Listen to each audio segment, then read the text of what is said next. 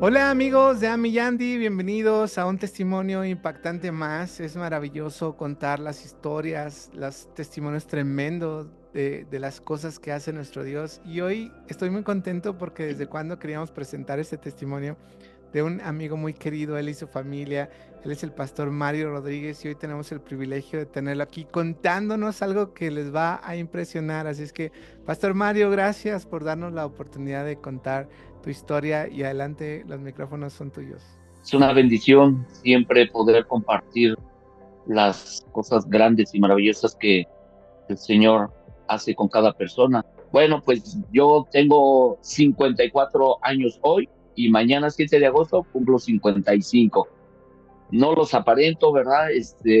Ni yo mismo me la creo, pero creo que el Señor cumple su promesa cuando dice que Él hace resplandecer su rostro sobre nosotros y aunque ustedes no lo crean, bueno, cumplo 55 años el día de mañana.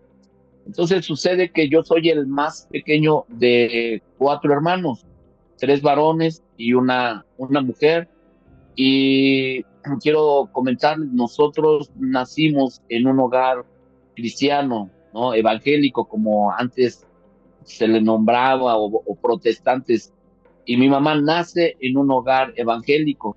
Mi abuelo materno nace en un hogar evangélico y su papá, mi bisabuelo, pues él conoce del Señor, fue pues relativamente de las generaciones que empezó a recibir el Evangelio aquí en la ciudad de Toluca y vivíamos en aquel entonces, ahora ya es una colonia, considerada una colonia, pero pues era un pueblo llamado Santana y ahí es donde él vivía y él trae con otro número de familiares, amigos que empezaron a recibir igual el Evangelio y lo traen a este pueblo y entonces ellos empiezan a caminar en la palabra.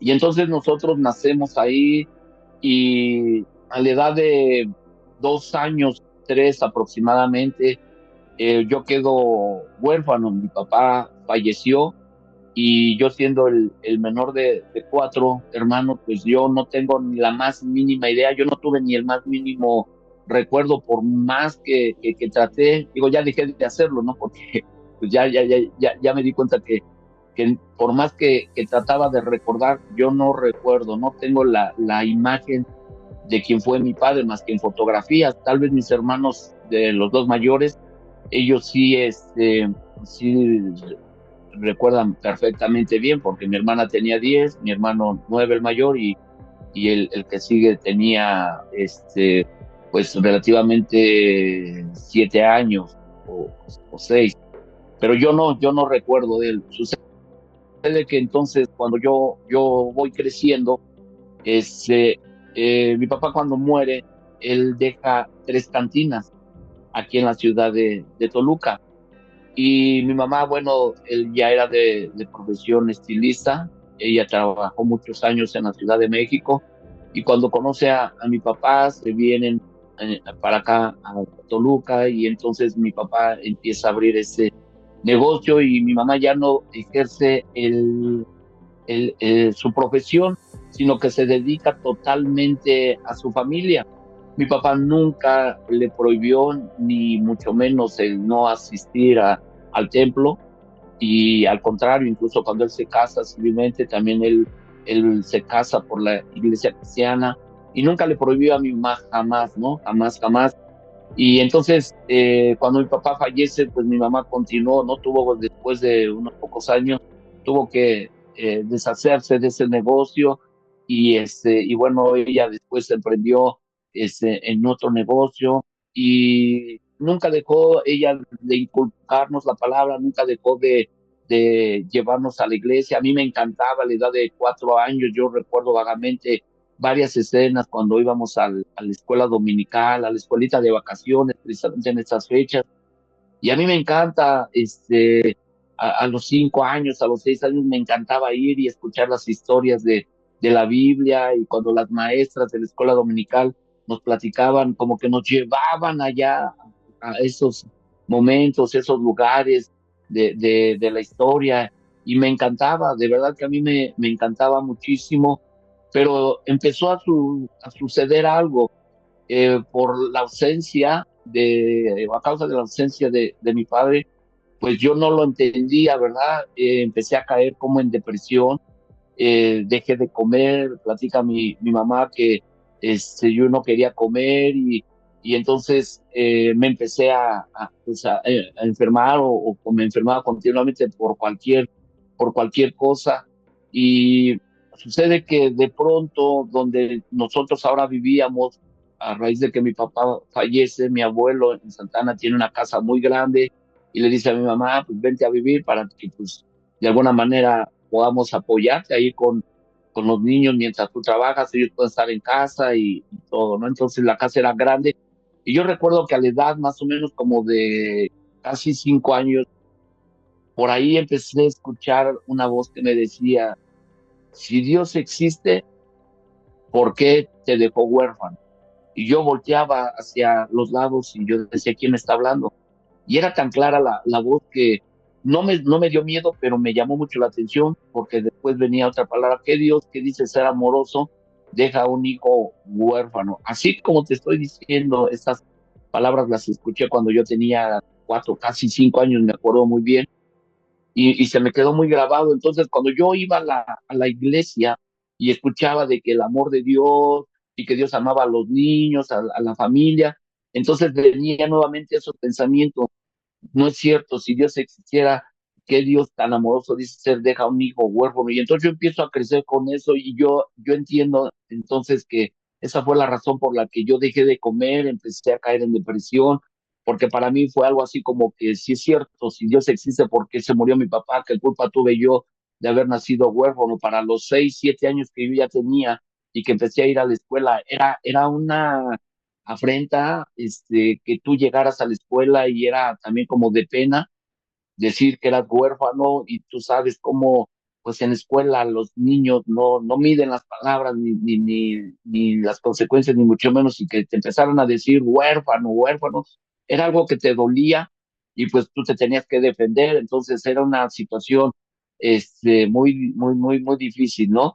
Y incluso en la escuela cuando se hacían trabajos para papá o que tenía que ir papá por alguna razón, yo hacía que me dolía el estómago y no iba a la escuela y ponía mil pretextos. ¿Por qué? Porque a mí me daba pena eso. Entonces empecé a caer en un estado de depresión, dejé de comer y algo empezó a suceder ahí en mi vida. Yo como que ya no creía lo que me decían acerca de que Dios era un Dios amoroso. Para la edad de los 8 años, yo ya era un niño totalmente hermético, yo podía estar parado en medio de varios o sentado escuchando diálogos, pláticas y yo no hablar absolutamente nada porque tenía un complejo ya muy tremendo, tartamudeaba mucho, ¿no? Por mucha inseguridad y siendo el menor de cuatro, pues ya te imaginarás y bueno, pues tú conoces a mis hermanos que son un poquito vaciados, tremendos, pues imagínate,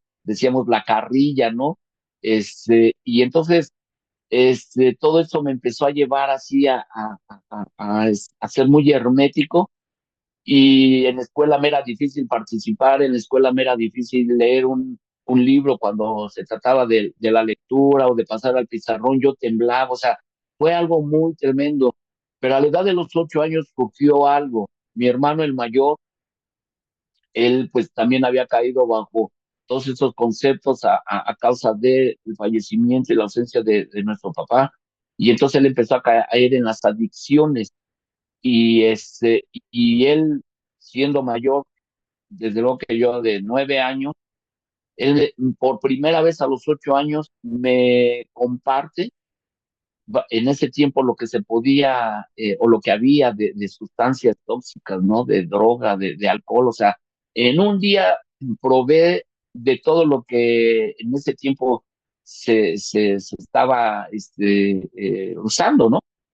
Y entonces yo siento que algo dentro de mí surge, algo dentro de mí despierta.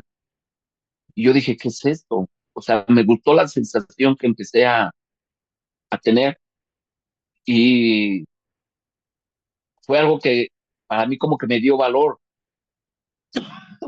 perdón, me dio valor para enfrentarme a situaciones, circunstancias, para leer un libro, para platicar con los amigos. Yo dije, esto es lo que yo necesito. Y desde allí entonces empecé a caer en el engaño y en la trampa del enemigo y obviamente mi mamá pues nunca se enteró en ese tiempo porque lo hacía todo a escondidas, usaba esa arma de, de ser mustio, ¿verdad? Para que no se dieran cuenta.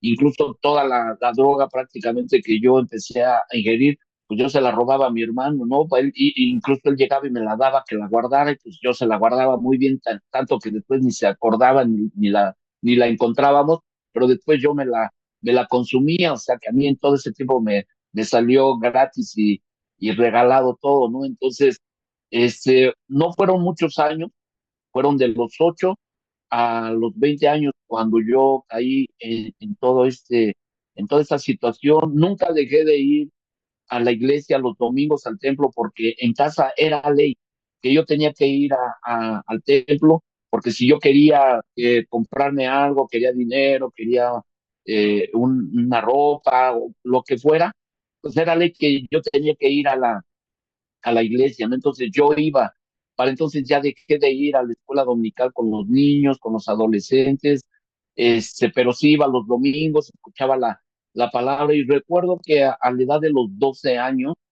estábamos en un estudio de la Biblia ahí en el templo y el pastor en ese entonces que estaba dando el mensaje, yo sabía ya en ese momento que no era el pastor, que era Dios el que estaba hablando a mi vida. Y yo desde los 12 años empecé a ser llamado por parte de Dios a servirle, pero yo me rehusaba, yo lo que menos quería ya era eh, caminar en las cosas del Señor. Empecé a vivir una vida religiosa, mucha religiosidad, y entonces cada vez más nuestra vida estaba más enfocada a todo el concepto pues, de los vicios, la mala influencia.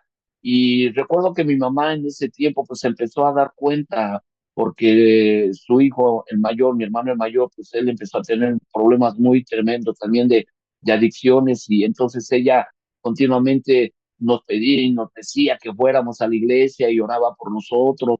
Y en la iglesia presbiteriana, todos los domingos, antes de que comience la predicación, se invita a la gente a pasar es el tiempo, es el momento de la oración, le llaman la oración de intercesión.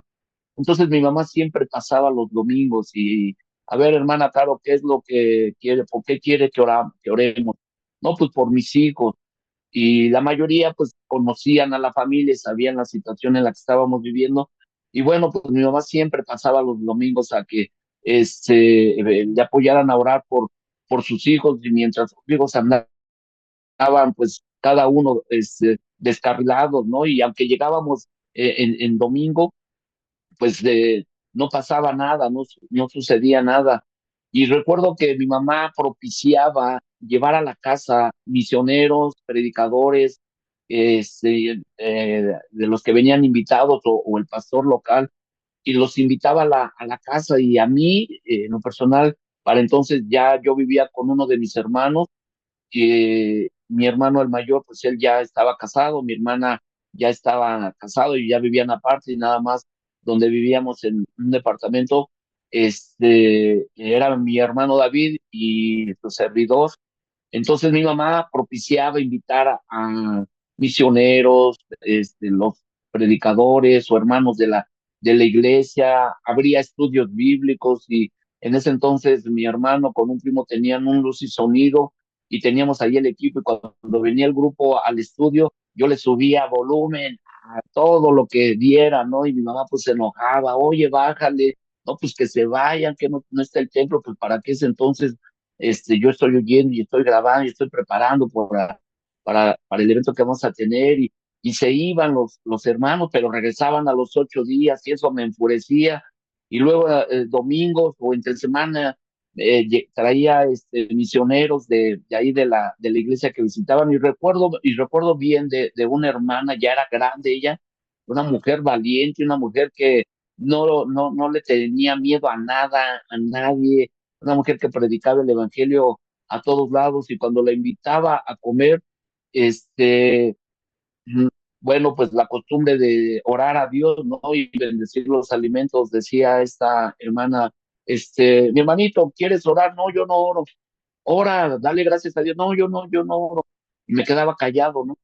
Y entonces ella oraba por los alimentos, pero me decía, solo le pido a Dios que me conceda el deseo un día de verte predicando. Y yo me enojaba y me levantaba de la mesa y le decía, pues usted nunca me va a ver a mí predicar.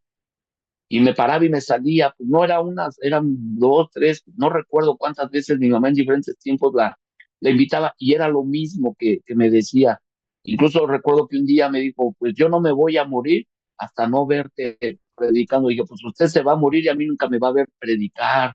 Y me levantaba y enojaba y le decía, mamá, pero por qué la invita? ¿Por qué la...? No, pues yo la invité porque pues es la misionera y todo, pues no quiero que la vuelvas a invitar. Y sucede que entonces ahí en el pueblo donde vivíamos, yo estaba con mis amigos ahí, pues en una esquina platicando y tomando, fumando y todo, cuando de pronto oía a lo lejos, adiós, predicador. Y volteaba y era la hermana, la mujer, y yo me hacía como que el loco, ¿no? Y le decía a mis amigos, ¿quién es? ¿A quién le habla? Pues, ¿cómo que a quién? Pues a ti, pues es de tu religión, es de ahí de tu templo, de tu iglesia.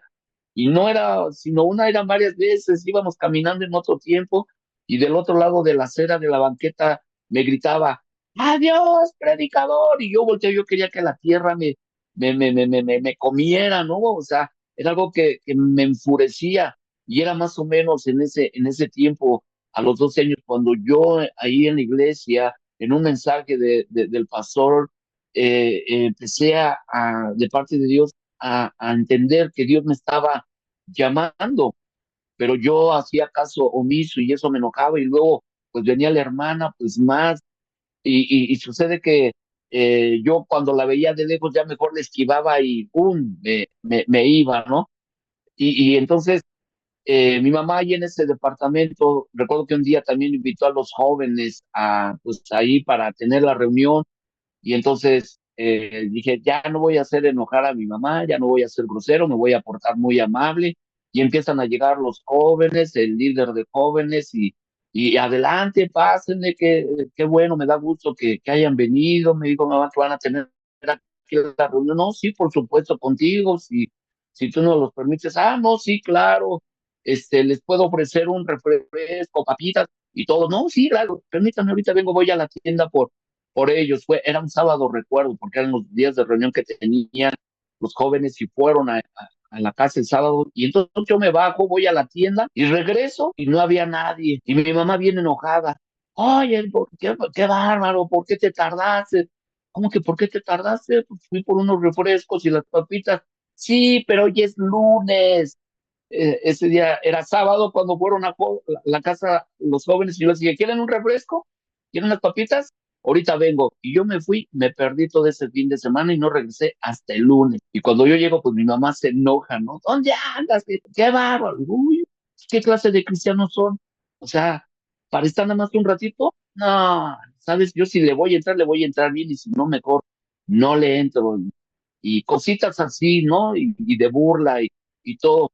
Y recuerdo que en la habitación donde yo dormía, ahí donde vivíamos en el departamento, yo encontraba a mi mamá orando. Yo llegaba y estaba orando, o a veces en la madrugada yo sentía como que algo, ¿no? Y sentí un airecito aquí muy cerca de mi oído y me despertaba. Y era mi mamá de rodillas llorando. Y yo le decía, ¿qué haces aquí? Pues estoy llorando. Pues vete a orar a tu recámara, vete a orar a otro lado, porque aquí. Y ya no me decía nada más. Yo tenía mi cuarto con mi hermano, lo teníamos tapizado, ¿no? Y no lo teníamos así con imágenes horrendas, o sea, era de fútbol americano, de fútbol soccer, yo creo que el más tremendo que estaba ahí era de Bruce Lee, era lo más tremendo que teníamos, pero el cuarto estaba, tremendo, pero algo bien chistoso, porque sobrinitos o niños que llegaban ahí al departamento no entraban a la recámara, nomás se asomaban y ¡bum! Salían corriendo. Y yo decía, pues, ¿qué ven estos? Pues, o sea, no habían calaveras, no había nada, ¿no? De imágenes así. Y obviamente que pues ellos no entendían lo que estaba sucediendo ahí, ¿no? O sea, todo lo que uno vivía y creía y que se había cerrado una la existencia de Dios y todo, pues había algo ahí posicionado y por esa razón mi madre era movida por Dios para ir y para orar ahí en la recámara y entonces un día mi mamá me dice, baja todo eso, quita todo eso, se ve mal. Digo, pues yo no lo voy a quitar. Y entonces también me dice mamá, pues le pido a Dios que antes de que muera, me dé el privilegio de verte bajando esos pósters.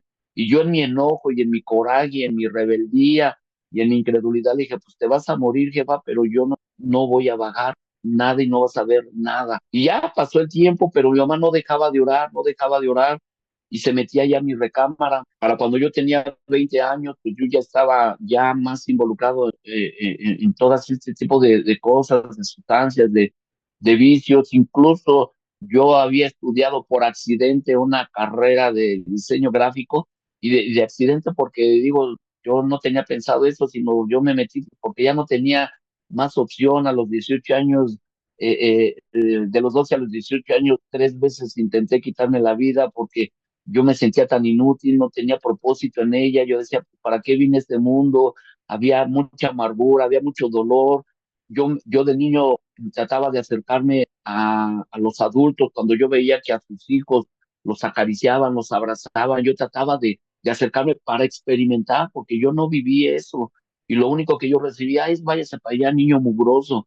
Y eran incluso familiares, ¿no? Gente de la familia que yo veía cómo se acercaban sus hijos a ellos y ellos los abrazaban. Yo dije, "Bueno, son tíos, son familia, pues me voy a acercar". Y cuando me acercaba, me botaba, ¿no? Cuando llegaba a sus casas y era la hora de la cena, pues a mí desde niño, gracias a Dios, nunca faltó el pan y hasta la fecha el pan me sigue encantando, el pan de dulce. Y era ley que yo no me iba a dormir a la cama sin mi café con leche y mi pan, ¿no? Entonces, cuando yo me iba a quedar a la casa de alguno de mis familiares, pues yo quería agarrar el pan y me manoteaban, ¿no? Los papás de ellos me decían, primero mis hijos y si sobra, entonces después tú. Todo eso yo nunca se lo platiqué a mi mamá, todo eso yo nunca se lo dije, yo me lo fui guardando, para cuando yo le platiqué ya de grande, no lo creía y me decía, ¿por qué no me platicaste? Digo, pues no, porque yo no, yo pienso que no me ibas o yo pensaba que nunca me ibas a creer, o cuando te quise decir algunas cosas, no me creías. Entonces, a los 20 años, yo había terminado esta carrera y ya habíamos acordado con algunos amigos que después de que nos entregaran los papeles, nos íbamos a ir a festejar a la casa de uno de ellos.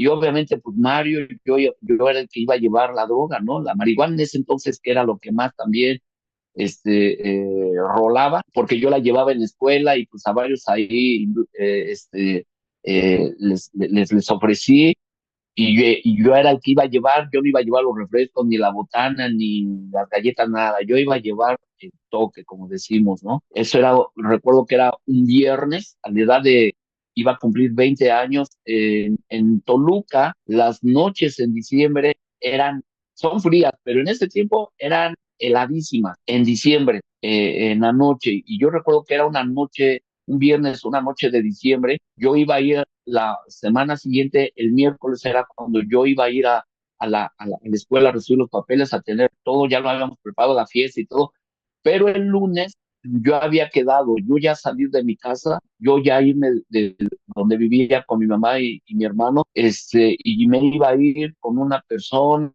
para seguirla rolando, seguirla traficando, lo habíamos acordado, y entonces el viernes yo recuerdo que estaba ahí en la recámara, y de esas cosas, dice la palabra, que Dios pone el querer como el hacer. Dios pone muchas veces cosas dentro de nosotros, aun cuando nosotros no le conocemos, no conocemos de todo la palabra, pero él pone cosas dentro de nosotros. Y recuerdo que en esa noche yo sabía lo que iba a suceder, lo que iba a pasar, la decisión que había determinado ya. Me iba a ir el lunes de la casa, el viernes, el miércoles de esa semana iba a recibir mis papeles y de ahí yo pues iba a tomar otros destinos, ¿no? O sea, mi carrera realmente la terminé, pero no tenía pensado yo ejercerla, o sea, mi vida estaba enfocada hacia otras cosas totalmente ajenas a eso. Pero recuerdo que esa noche volteo como mirando hacia el cielo, al techo, hacia el cielo, como buscando a alguien, en este caso a Dios. Y entonces yo hago esta declaración y le digo, si de veras existe, te reto a que me cambies. Y si me cambias, me voy a hacer un vocero de tu palabra. Y yo se lo dije hasta cierto punto como en son de broma, porque yo sabía lo que yo ya iba a hacer, lo que yo ya iba a determinar. O sea, yo ya había dejado supuestamente de creer de la existencia de Dios y yo ya había determinado totalmente apartarme, irme por otras sendas totalmente adversas a las que mi madre desde niño me había inculcado. Y yo hice esa declaración. Dije, si de veras existe, te reto a que me cambies. Y si me cambias, me voy a hacer un vocero de tu palabra. Incluso hasta lo hice en son de broma y hasta me reí porque dije, ay, ya me voy a ver bien bonito con mi Biblia debajo del hombro, ¿no? Y yo luego pensé en mis amigos. Yo dije, no, me van a ver mis amigos. Con mi Biblia, no. Porque yo lastimé a muchos amigos. Amigos que de allí del pueblo, que de alguna manera a sus familias les compartieron y empezaron a ir al templo donde yo iba y empezaban a llegar.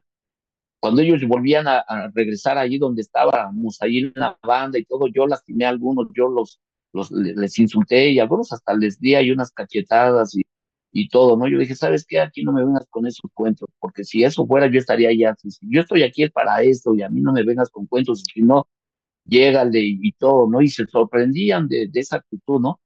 Y lo más sorprendente es que nunca dejé de ir al templo, o sea, eso fue lo que algo a ellos, o sea, les sorprendía, pero yo lastimé y me burlé de muchos, ¿no? Entonces yo decía, ¿cómo me voy a ver con mi Biblia debajo del hombro y voy a ir con mis amigos? No, hombre, no, no me la voy a acabar. Sucede que yo me voy a dormir, eran las 11 de la noche, y en esa recámara empezó a surgir algo, porque por estragos de la droga, del alcohol, el cuerpo te empieza a pedir, cuando no estás alcoholizado, pues estás drogado, y cuando no estás drogado y alcoholizado, pues empiezas a tener muchas sensaciones y todo. Entonces recuerdo que esa noche no había tomado, no había fumado nada, nada. Este, y cuando yo me voy a dormir, yo cuando me acaloro, cuando me agito, empiezo a sudar mucho, así sea frío, sea en el volcán, con nieve, pero si yo me agito o me acaloro, sudo. Y recuerdo que en esa noche era fría y empecé a sudar, me meto a dormir, a acostar y empiezo a sudar y a sudar. Yo digo, ¿y ahora por qué estoy sudando? Y yo lo relaciono, pues a lo mejor necesito un toque, necesito tomar algo, pero no, no era esa la sensación la que mi cuerpo estaba teniendo.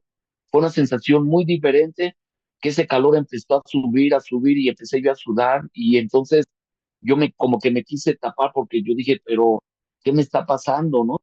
Y fue una sensación muy agradable que cuando menos me di cuenta, empecé a llorar, empezaron lágrimas a salir de mis ojos. Yo dije, ¿qué me está pasando? Y no, no me dolía nada.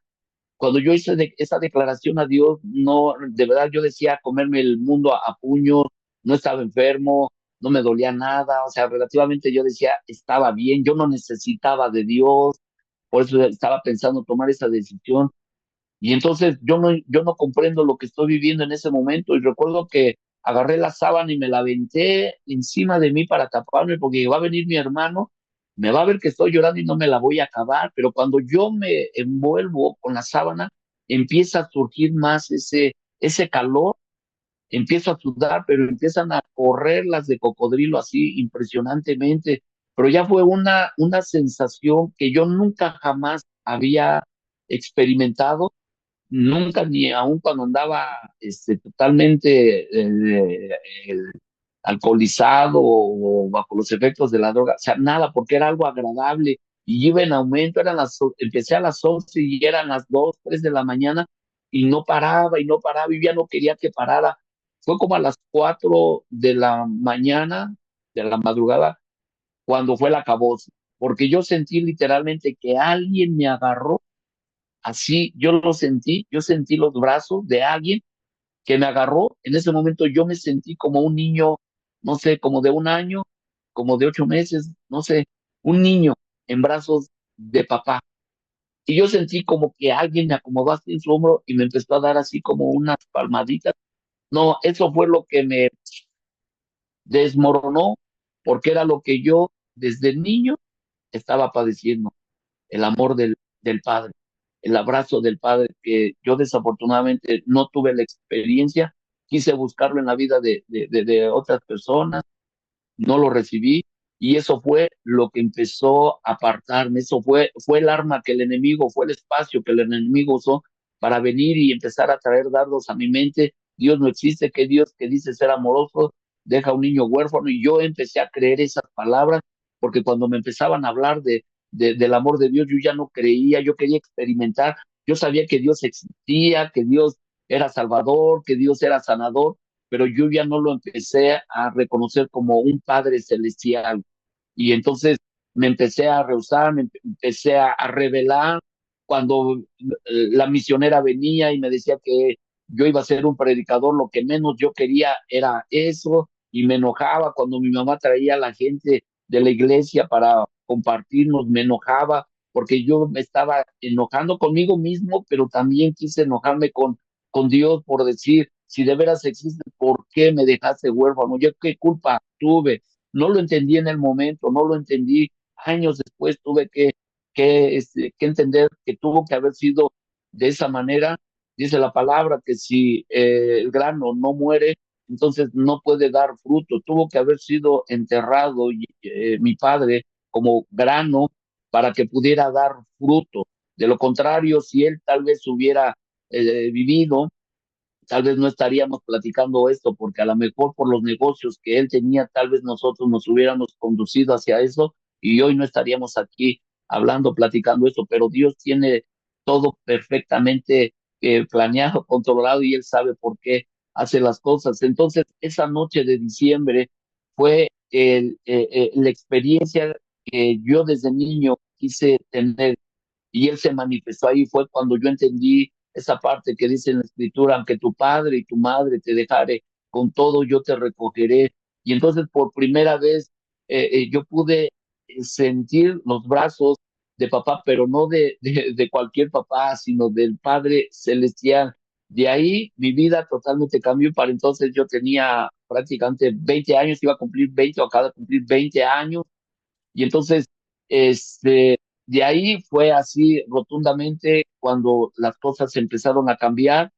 Yo quería salir de ahí y abrazar a todo mundo, que ellos pudieran experimentar lo que yo estaba experimentando, pensando que muchos estaban también padeciendo y necesitando de un abrazo. Y yo decía, pues al recibirlo ellos van a experimentar lo que yo quise experimentar, pero no lo experimenté en otro tiempo, pero que ahora ya lo experimenté. Y yo me acuerdo que me salía y quería gritarle, decirle a todo mundo. Cuando yo el lunes, como yo decía ser una persona de palabra, yo dije, no, yo tengo que ir con esta persona con la que yo me iba a ir a mudar y movernos en todo eso. Me habla un amigo, me dice, ¿sabes qué? No vengas porque, dice, cayó la federal, lo agarraron y lo mataron. No llegues a ese lugar, porque si llegas está rodeado de policías. Y entonces me quedé ese lunes, que yo quedé de ir ya, de salir de casa y irme para allá. Me di cuenta que Dios definitivamente había cerrado una puerta. Viene el miércoles, la graduación, todavía llevo el toque, como decimos, y empezamos allí a fumar. Recuerdo que empezamos a fumar, pero a mí ya no me causa el mismo efecto, y me empezaron a reclamar mis amigos: oye, nos trajiste de la chava, porque miran, nosotros ya estamos como arañas fumigadas y tú estás al 100. Y yo me sentí mal porque dije, no, pues es la misma, es la que siempre yo les he compartido. Recuerdo que yo vengo acá donde me la habían vendido, y les reclamo, y me dicen, no, pues es la misma que siempre. Es más, llévate más para que la compruebes. Y esa vez entendí, yo dije, no, aquí algo está sucediendo. Y yo dije, si de veras lo que viví el viernes fue real, yo me sentía libre, me sentía bien. Yo dije, no, nada más me quites el vicio, quítame la obsesión de. Y fue ese día así rotundamente que nunca jamás volví a ingerir ninguna sustancia. Cuando la olía hasta me causaba náuseas, y de ahí, pues mi vida empezó a tener otro rumbo, otro destino. Y ahí fue cuando le dije, si de veras todo esto está existiendo, todo esto es real, no fue un sueño, no fue una alucín. Ahora lo que yo estudié, déjame sentir por primera vez a alguien con utilidad, con propósito, que mi carrera la use para bien. Se me abrieron las puertas de trabajo donde empecé a trabajar, pero empecé a compartir de la palabra de Dios. Pero antes quiero comentarles, cuando esa noche que nosotros, o que yo había experimentado eso, unos meses atrás tal vez, mi mamá por 20 años seguía orando por sus hijos. Tenía 20 años orando por sus hijos relativamente. Y entonces, en la iglesia a la cual ella asistía, cada año había una convención o un aniversario. Y entonces invitaban de otras iglesias, de otros estados, a pastores para que vinieran. Y cuando venían, los invitaban a compartir a las iglesias locales de la ciudad, de aquí de Toluca. Y ahí es donde mi mamá asistía, en una iglesia presbiteriana llamada Alfa y Omega. Invitan a un pastor de Chiapas y este pastor va a compartir. Nosotros todavía estábamos en el rock and roll, cada uno de mis hermanos, cada quien. Entonces, era la costumbre, antes de la predicación, invitaban a la gente a pasar al frente para la hora de la intercesión. Y entonces le pedían al pastor que si podía orar y nuevamente pasa la hermana, ¿no? Con el mismo argumento. ¿Por qué quiere que oremos? Ese pastor nunca jamás había visto a mi mamá nunca jamás había visto al pastor, al predicador. Y entonces mi mamá expone, no, yo quiero que oremos, me ayuden a orar por mis hijos. Esa era su oración, esa era su petición de mi mamá por muchos años. La gente ya sabía, la gente ya pasó la hermana Carolina, pues va a ser, su petición va a ser la misma, ¿no? Y recuerdo que eso sucedió, que el predicador lo único que le dijo a mi mamá cuando tocó orar por ella: mujer, tu oración ha sido contestada. Y dice mi madre que en ese momento sintió la respuesta de Dios. Fueron palabras simples, tal vez para muchos, sencillas, pero fue la confirmación y la afirmación de mi mamá de lo que estaba ella esperando y lo que iba a suceder a partir de ese momento. Cuando mi mamá sale de ahí del templo a 2 cuadras, lo primero que ve a uno de sus hijos, al mayor, con la bola de amigos ahí que estaban drogando y estaban tomando. Y entonces por primera vez mi madre se para delante de él y empieza a hacer declaraciones. Es bien importante las declaraciones. No es lo mismo orar que declarar, ¿no? Porque cuando tú oras, tú hablas con Dios, pero cuando tú lees la Biblia, Dios habla contigo. Entonces, cuando tú declaras, tú hablas lo que Dios ya a ti te habló y eso tiene mayor poder, ¿no? Entonces, cuando mi mamá se dirige a mi hermano, le empieza a hablar y empieza a hacer estas declaraciones: diablo, durante mucho tiempo me has hecho creer que él o ellos son mis hijos, pero ellos no son, estos no son mis hijos, refiriéndose a ellos, ¿no? A la condición, a la situación, sino que ellos son hijos de Dios, son siervos de Dios y van a predicar su palabra. Y empezó ahí en la calle y delante de él empezó a declarar, ¿no? Vida, propósitos en la vida de su hijo. Obviamente, pues su hijo estaba, ¿no? Bajo los efectos, a lo mejor no entendió en el momento, pero espiritualmente empezó a suceder algo y empezó a venir un rompimiento en el área espiritual, que mi hermano en esa semana empezó a entrar también en una metamorfosis donde por Dios fue llevado al lugar donde vivía, encerrarse y no salir más. Y él ahí tuvo una experiencia, ¿verdad? Con Dios personalmente, porque él sintió que también la vida se le iba.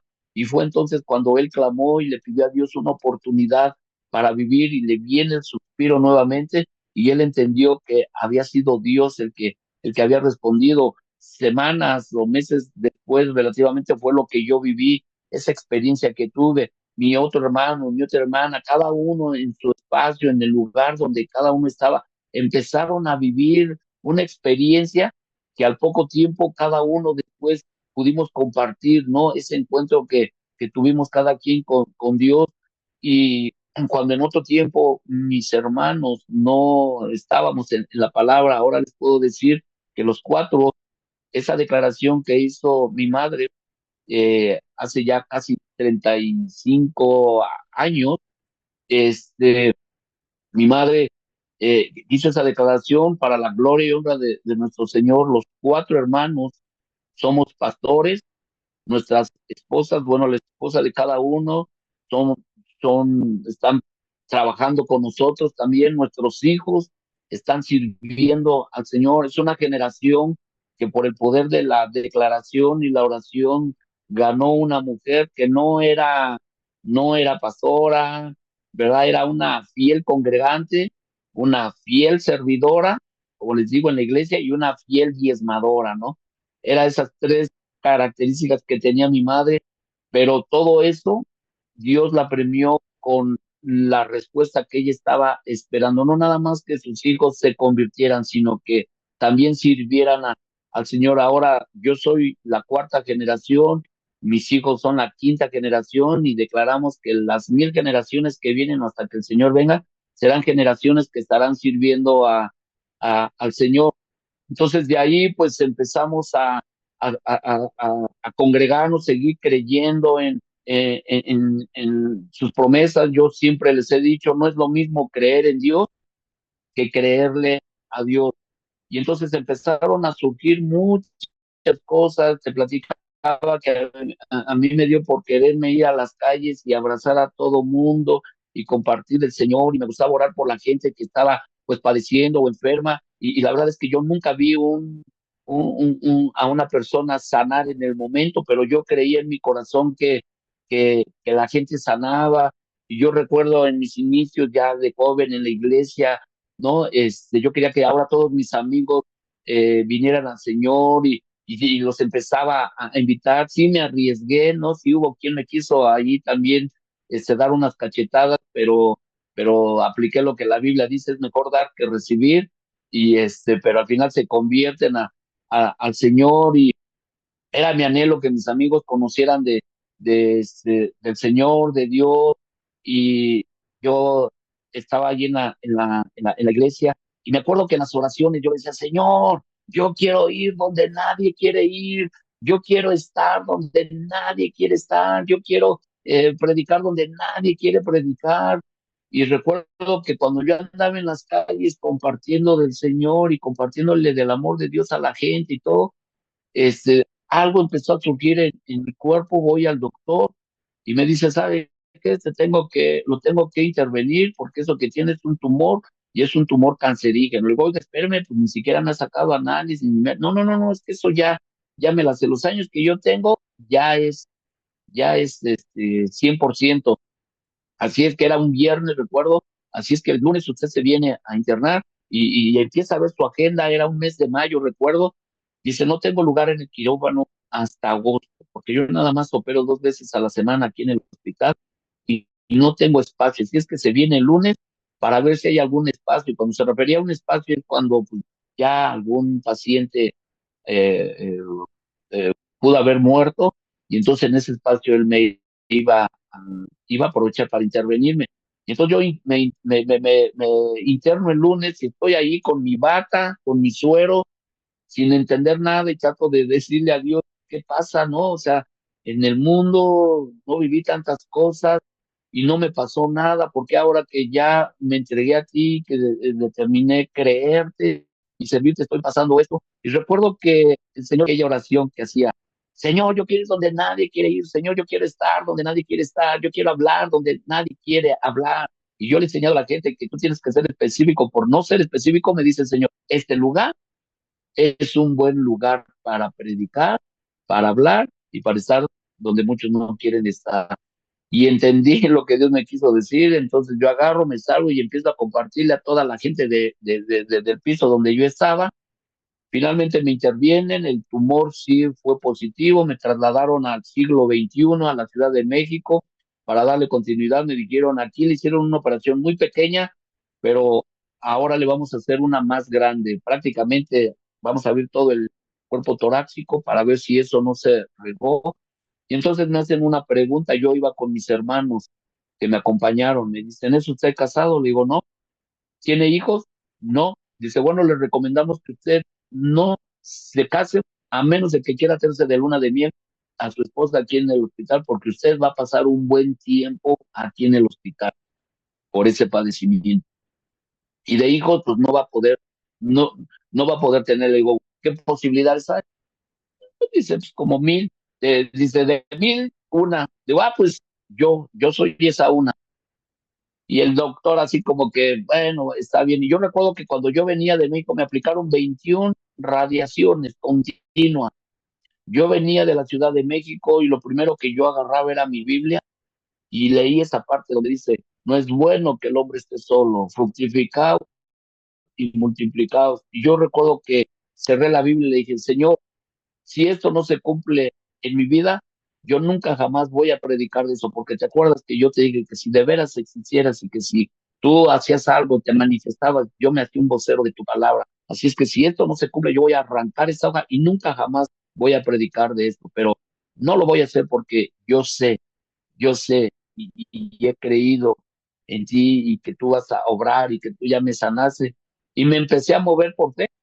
Sucede que cuando pasaron las 20 radiaciones, empezaron a hacer estudios y fueron determinando que cada día había rango de, y en el tiempo que estaba viviendo los 21 días, bueno, días anteriores a las consultas y chequeos y todo eso, pues yo aprovechaba para poderle compartir a la gente. Yo les decía, miren, yo estoy bajo la misma condición que ustedes y tal vez la ciencia, la medicina, los doctores han determinado que, ¿verdad? No hay muchas posibilidades, pero la pregunta es, ¿a dónde te vas a ir si tú el día de hoy mueres? Yo sé dónde me voy a ir y les empezaba yo a predicar y les empezaba a compartir y quieres recibir a Jesús en tu corazón y hacían la oración y la gente recibía y oraba yo por la gente y me acuerdo que había una lista muy grande ahí en la sala y entonces la gente que esa persona pues había muerto, ¿no?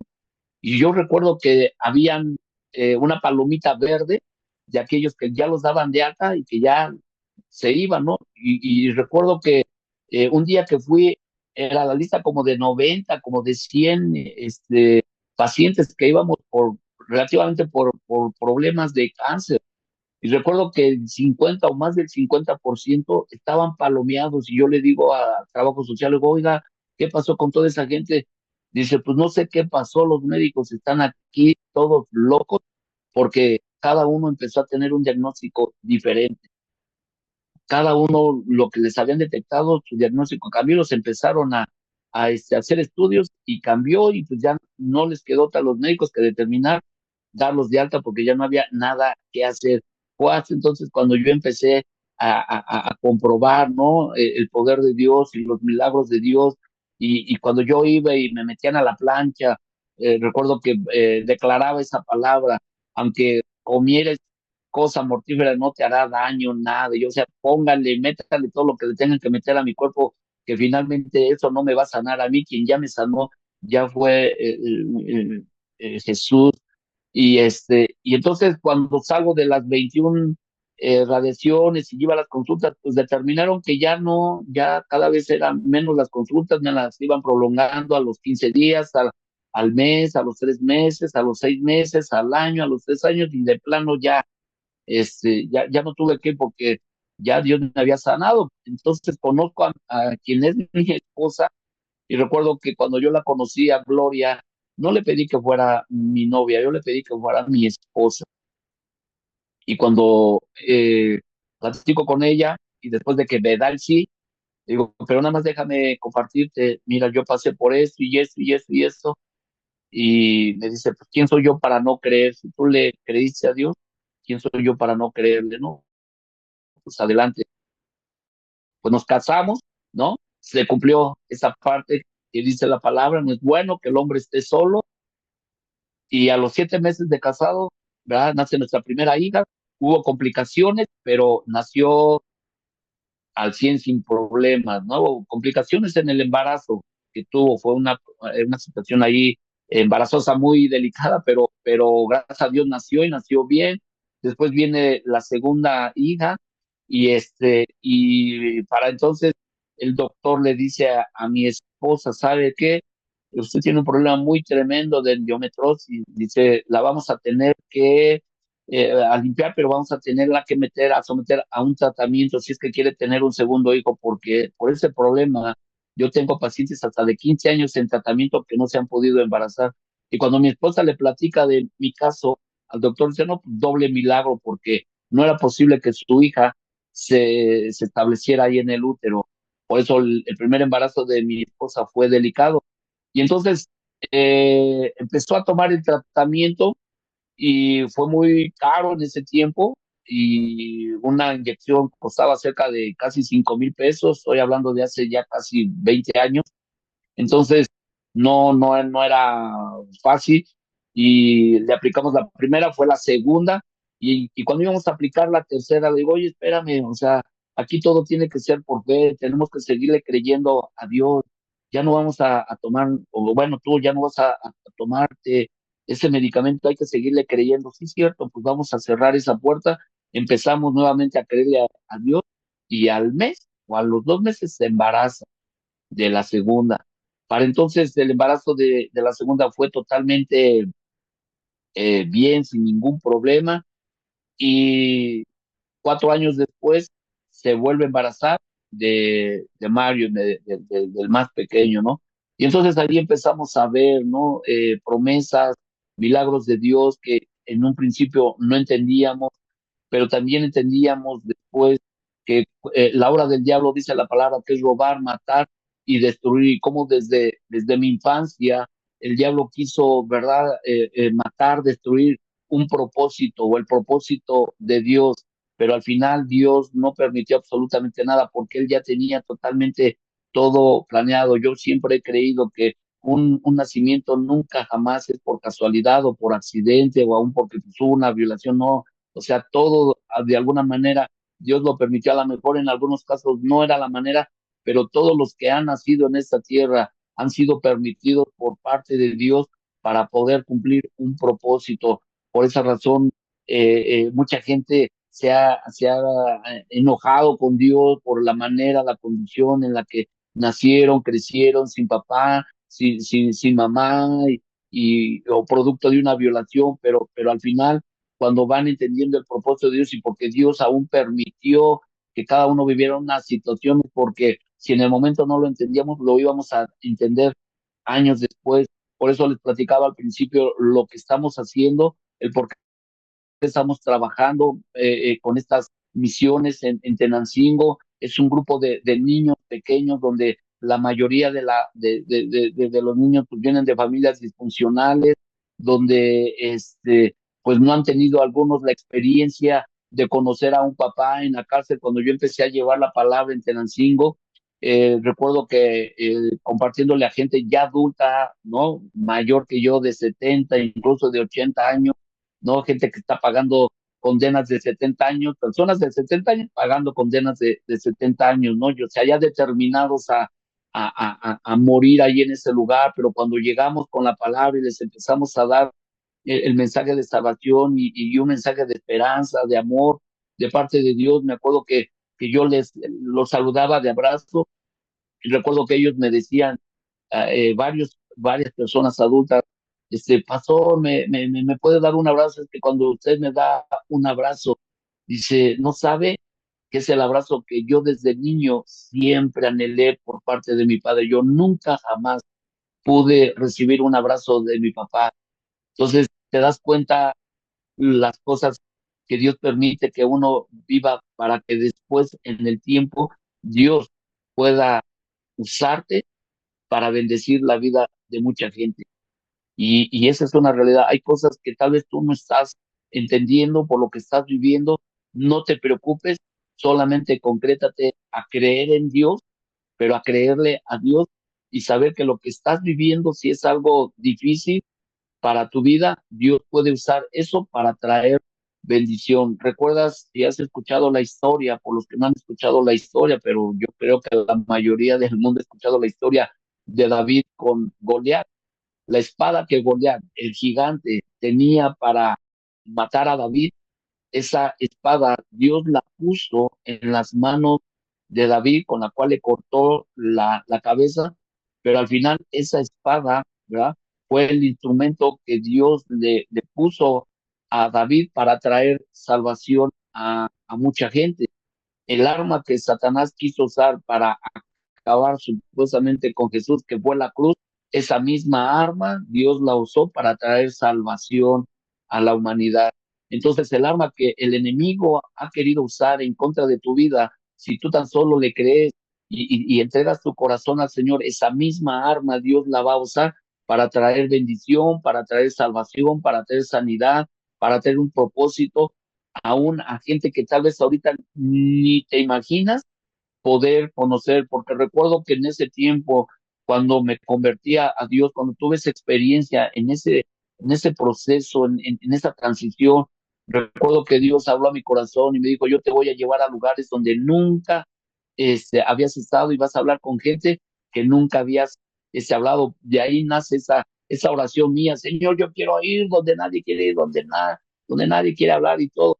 Y he ido a muchos lugares como hoy día, en este momento, te lo digo porque Dios lo está trayendo a mi memoria, de que Dios me iba a llevar a lugares, a hablar a gente que yo nunca, ¿verdad? Me imaginé hablar, no sé a cuánta gente le va a llegar este mensaje, pero lo que sí sé es que ese día, este espacio, Dios ya lo tenía determinado. Cuando alguien se atrevió a creerle a Él y a dejarse apapachar por Dios y atreverse a creer, Dios un día iba a permitir en el tiempo un espacio como este para poder dar un mensaje de salvación, de esperanza, de amor a alguien que lo esté necesitando, que esté pasando. Y seguramente habrá alguien en este tiempo, a través de este medio, que pueda estar escuchando este mensaje y que nada es casualidad. Es Dios hablando a tu corazón, es Dios tocando la puerta, dice la palabra, que si alguno oye, ¿verdad? Y abre la puerta de su corazón, Él entrará y cenará con Él y Él con Dios. Y eso habla de una relación, eso habla de una comunión. Y de ahí es donde entonces tú por primera vez vas a poder ser una persona útil en la vida. Si antes el enemigo te había hecho creer que tú no tenías propósito, que tú no podías hacer nada, ahora tú puedes entender o vas a entender que en las manos de Dios tú vas a ser un instrumento que Dios va a usar para poder traer bendición a mucha gente. Estamos siguiendo a Marinalco en este año, se nos abrieron las puertas en un centro de rehabilitación tanto para mujeres como para varones, donde hemos podido llevar la palabra y es exactamente lo mismo. Muchos de los jóvenes que están ahí por causa de las adicciones, señoritas que están por causa de las adicciones, no ha sido sino por la falta de amor de papá o de mamá, y que el enemigo ha usado esa arma porque muchas veces desconocemos situaciones, circunstancias de por qué a veces papá o mamá tiene que partir de esta tierra, pero Dios de alguna manera lo permite porque hay un plan especial para cada uno de nosotros, pero el enemigo lo usa para querernos desanimar, para querernos destruir, para querernos apartar. Entonces, cuando hemos ido a estos lugares y les compartimos del amor de Dios, y a veces un solo abrazo que les podemos dar a la gente ya ha sido suficiente, más que 1,000 palabras. Fue un abrazo de Dios, más que 1,000 palabras las que yo recibía de gente, aún de mi mamá, no que mi mamá no me abrazara, no que mi mamá no me quisiera de alguna manera, como ella me decía, pues yo también soy tu papá, ¿no? Soy tu mamá, pero también soy tu papá, pero tú y yo sabemos que no es lo mismo, ¿no? Entonces mi mamá pues, nunca dejó de hablarme y todo, pero un abrazo, una acción, a veces pesa más y vale más que 1,000 palabras. A veces no tienes que decir nada, no tienes que platicar nada, simplemente actúa, acciona, y eso pesa muchísimo más. No es lo mismo decirle a un niño, Dios te ama, que decirle Dios te ama, pero con una torta del Chavo del Ocho. No es lo mismo decirle a un niño, Dios te ama, pero con un juguete en la mano. Dios te ama, porque entonces tú estás dándole paternidad a la persona, al niño, y eso va a marcar su corazón, eso lo va a acercar a Dios, y se cumple lo que la Escritura dice, que Él hará volver el corazón de los hijos hacia los padres y de los padres hacia los hijos. Por eso que estamos haciendo desde hace ya 35 años, relativa, por mañana cumplo 55.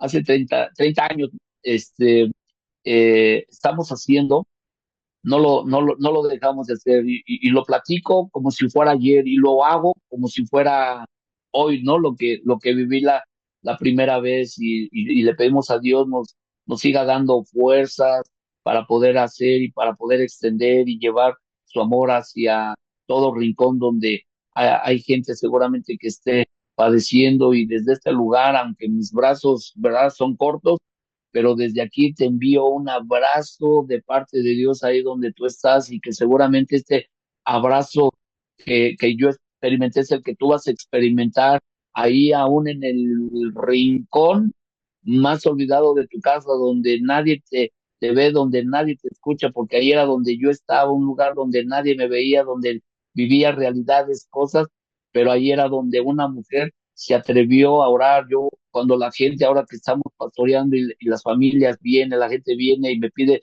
que ore por sus hijos, que Dios los libre de todo eso, pues les damos estas claves, ¿no? Digo, ¿sabes? Ya no ores por ellos, o sea, sí ora por ellos, pero no con ellos. Ve ahí donde ellos duermen, ve ahí donde pasan la parte del tiempo y empieza a declarar la presencia de Dios, empieza a invitar al Espíritu Santo a ese lugar para que cuando él o ella llegue ahí y esté encerrado en ese lugar, ya no sea tú, sea la presencia de Dios abrazándolos, hablando a su corazón y vas a ver que van a empezar a suceder muchas cosas.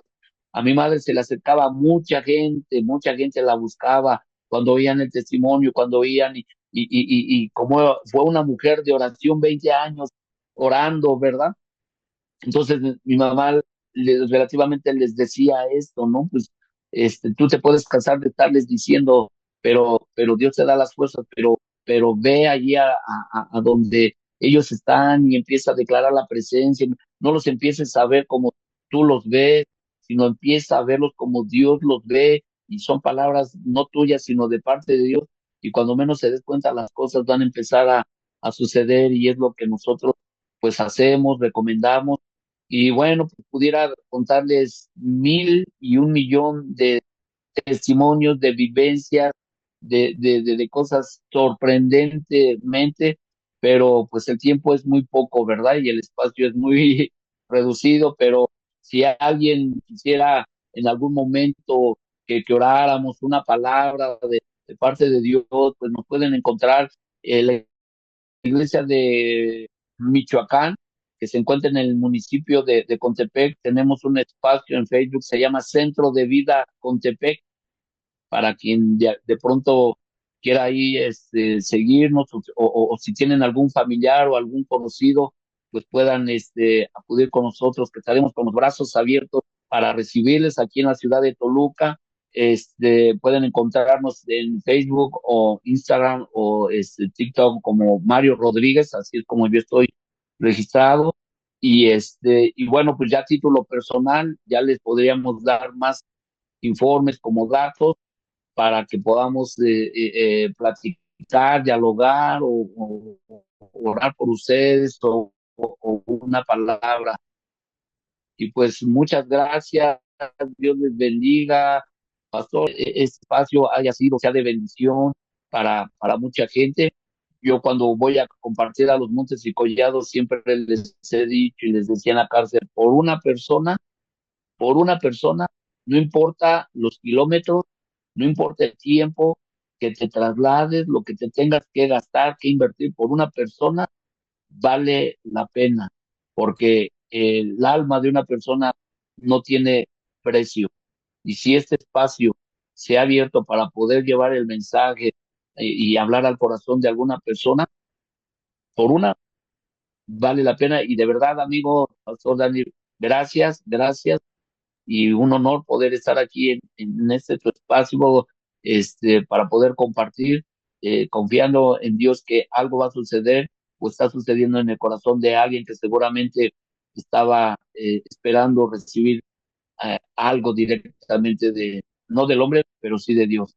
Solo tengo una pregunta. ¿La misionera pudo ver esa declaración cumplida de predicador? Fíjate que en el año en el 2000, en el 99 y 2000, yo me fui a Estados Unidos allá con mi hermana, que es la única mujer, la mayor, y ella también es pastora. Me fui allá un año y ahí en la iglesia conocí a un familiar casualmente, ¿no? Que era de la predicadora. Entonces, es que la predicadora para ese entonces ya era grande, ya era adulta.